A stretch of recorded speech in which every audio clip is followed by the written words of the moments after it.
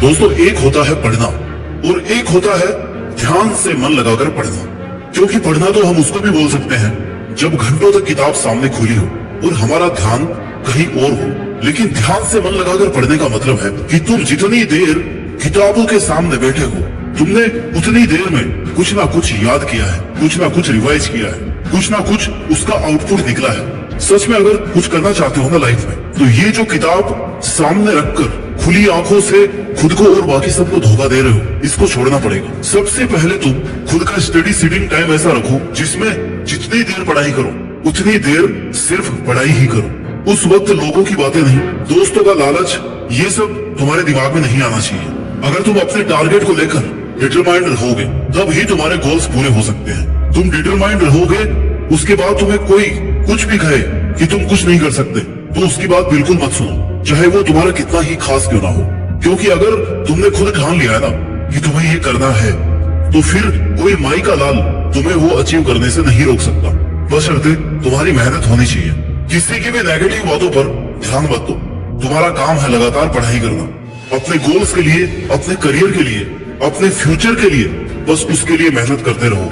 जिस दिन मन हारने लगे ना, उस दिन अपने आप से पूछना कि तुमने स्टार्ट क्यों किया था। अगर तुम्हारा कोई सपना है ना, तो उसे पूरा करने के लिए अपनी पूरी जी जान लगा दो। जो लोग खुद कुछ नहीं कर पाते ना, वो दूसरों को नीचे गिराने की कोशिश करते हैं, क्योंकि उन्होंने कभी स्ट्रगल नहीं देखा। जिन्होंने संघर्ष देखा है और किया है, वो कभी भी तुम्हें कोई नेगेटिव कमेंट नहीं देंगे। तुम्हारे दिमाग में बस इतना ही होना चाहिए कि जो चाहिए उसके लिए मेहनत करो, हासिल करो उसको, बस बात खत्म। इधर उधर की कोई बातों पर तुम्हारा ध्यान नहीं जाना चाहिए।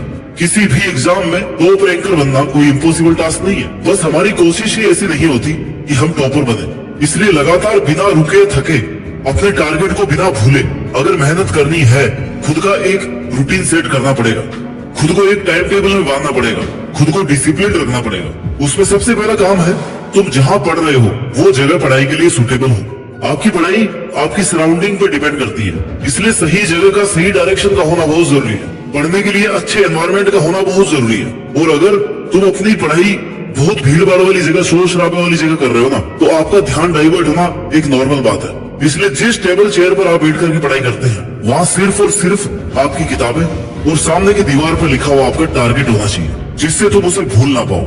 क्योंकि हमारा माइंड हमें बहुत जल्दी कंफर्ट जोन में डाल देता है। वो तुम्हें ये भी कहेगा कि भाई सो के पढ़ ले, बेड पे चल के पढ़ ले, कंबल ओढ़ के पढ़ ले। लेकिन तुम्हें अपने आप को इस चीज के लिए प्रिपेयर करना है कि अगर मैं इस जगह से हट के दूसरी जगह बैठ करके पढ़ूंगा ना, तो मैं सिर्फ किताब खोल के बैठा रहूंगा, टाइम वेस्ट करूंगा। खुद को हार्ड वर्क के लिए प्रिपेयर करो। खुद को जब थोड़ा बहुत कष्ट मिलेगा ना, तो ही पढ़ाई हो पाएगी। आराम में तो आराम ही आराम है बस।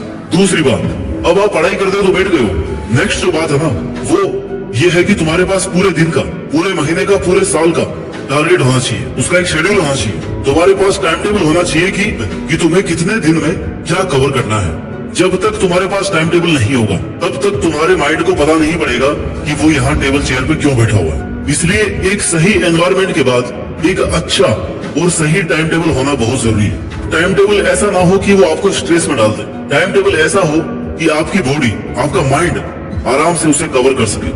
बोझ मत डालना अपने माइंड पर, क्योंकि बोझ से, स्ट्रेस से चीजें फट जाती है, दब जाती है, तो वो आउटपुट नहीं आ पाता जो आपकी असली पावर है। इसलिए इजी वे में अपना टाइम टेबल बनाकर खुद को छोटे छोटे टारगेट्स दो, जिससे कंटिन्यूटी बनी रहेगी। कंटिन्यूटी का होना बहुत जरूरी है। एक बार छूट गया तो बस पीछे छूट गया, फिर दोबारा जीरो से शुरू करना बहुत मुश्किल होगा। बात नंबर 3, एनालिसिस। टाइम टेबल के बाद, टू डू लिस्ट के बाद तुम्हें हर दिन ये एनालिसिस करना है कि तुमने जैसा टाइम टेबल बनाया था उसके हिसाब से कितना काम किया है, उसकी लिमिट से बाहर कितना काम किया है। जैसे तुम्हें 1 घंटे की स्टडी पे 15 मिनट का ब्रेक चाहिए था और तुमने 1 घंटे की स्टडी पे 1 घंटे का ब्रेक ले लिया, तो जिस वजह से आपने 1 घंटे का ब्रेक लिया है, उस कमजोरी को दूर करने की कोशिश करो। वो आपका मोबाइल फोन हो सकता है, आपकी नींद हो सकती है, आपके दोस्त हो सकते हैं। क्योंकि ये 1 घंटा खाने वाले लोग कब तुम्हारे महीने और साल खा जाएंगे तुम्हें पता भी नहीं चलेगा। इसलिए डाइवर्जेंस को खुद से दूर रखो। जो लोग तुम्हें डिस्ट्रैक्ट कर रहे हैं ना, डिस्टर्ब कर रहे हैं, जिन चीजों से तुम्हारा पढ़ाई का माहौल हट रहा है, उन चीजों से खुद को दूर रखो। पूरी डेली एनालिसिस करो, आज कितना टाइम किस चीज को एक्स्ट्रा दे दिया जो नहीं देना चाहिए था। बात नंबर 4, बी डिसिप्लिन। आपको जिंदगी में यह चुनाव करना है कि आप अनुशासन की कीमत चुकाएंगे या अफसोस की। क्योंकि अगर तुम्हें लंबे समय तक मेहनत करनी है ना, तो अपनी लाइफ में डिसिप्लिन का होना बहुत जरूरी है। डिसिप्लिन आपका रूटीन फिक्स रखता है, आपके माइंड को भटकने नहीं देता। खुद को जितना ज्यादा डिसिप्लिन रखोगे उतने ही आउटकम अच्छे आने के चांसेस हैं। तुम खुद के लिए डिसिप्लिन नहीं रहोगे ना, तुम खुद के लिए थोड़ा रेस्ट्रिक्ट नहीं रहोगे तो कोई भी तुम्हें डिस्टर्ब कर देगा, कोई भी कहीं पे भी ले जाएगा, बात कर लेगा। इसलिए अपने खाने पीने, सोने और पढ़ाई करने के लिए वेल डिसिप्लिन्ड एनवायरनमेंट होना बहुत जरूरी है। The speed of your success is limited only by your dedication and discipline. खुद से वादा करो कि मैं पढ़ाई के समय मात्र पढ़ाई में ध्यान दूंगा और कुछ भी नहीं करूंगा। पढ़ाई को आनंद समझकर पढ़े, ना कि बोझ के जैसे। बात number 5, be honest, be grateful. कि अपना सपना जीतना मुश्किल होता है, नामुमकिन नहीं। हमेशा याद रखें कि आप किन परिस्थितियों से आए हैं, अपने लिए ईमानदार रहें। जहां से आप आए हैं ना, जहां तक आप पहुंचे हैं और जिन परिस्थितियों में आपके पेरेंट्स ने आपको भेजा है, उन परिस्थितियों को भूले नहीं, क्योंकि वो तुम्हारा असली इंस्पिरेशन है, वो तुम्हारा ड्राइविंग फोर्स है। जैसे ही तुम डाइवर्ट होने लगोगे ना, तुम्हारे पढ़ाई में मन कम लगने लगे।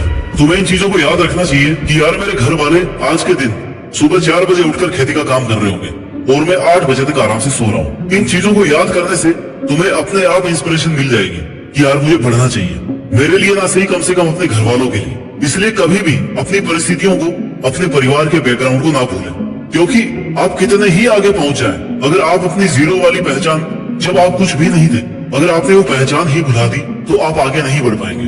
क्योंकि आपकी पहचान ही वह चीज है जो आपको याद दिलाएगी कि आप कौन हो, कहां से आए हो, क्या करने वाले हो और क्या क्या, और किन किन परिस्थितियों में अब तक कितना कुछ किया है। तुम अपने आप को बहुत लोगों से आगे समझो, क्योंकि तुम्हें चॉइस से किताबें मिली है, तुम्हें चॉइस में पढ़ना मिला है। बहुत से लोगों को आपकी उम्र में घर भी नसीब नहीं होता है, लेकिन फिर भी आप जानबूझकर मेहनत को, अपने आलस को, कंफर्टेबल जोन को चूज कर रहे हो। दोस्तों, अच्छी किस्मत किसी की नहीं होती, अच्छी किस्मत बनानी पड़ती है। भगवान भी उसी का साथ देता है जो खुद की मेहनत के लिए ईमानदार हो। इसलिए अभी भी वक्त है, सीरियस होकर पढ़ने लग जाओ। वैसे इस तेजी से बढ़ती हुई दुनिया में अगर आपके पास फालतू कामों के लिए टाइम है तो यकीन मानो आपकी आने वाले दिनों में ना बहुत बुरी हालत होने वाली है। और जब आपके पास सिर्फ और सिर्फ पछतावा बचेगा कि काश यार मैंने उस वक्त मेरा टाइम बर्बाद नहीं किया होता जब बाकी लोग पढ़ रहे थे, मेहनत कर रहे थे। इसलिए अगर कुछ करना है ना तो या तो जान लगा दो या फिर जाने दो। बेवजह उसको पकड़े मत रखो। मेहनत करने का, पढ़ाई करने का ढोंग करके घर वालों को और खुद को धोखा मत दो। नहीं हो रहा ना तो उसको छोड़ दो और बता दो सबको ये भाई मुझसे नहीं होगी पढ़ाई, मैं मजदूरी कर लूंगा।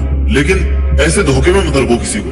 There is no substitute and no shortcut for hard work. भाई मेहनत तो करनी पड़ेगी, वो भी स्टेप बाय स्टेप। मुझे नहीं पता अभी कि किसके पास कितना टाइम बचा हुआ है और साल भर किसने कितना कुछ कर लिया है, कौन कितना पानी में है।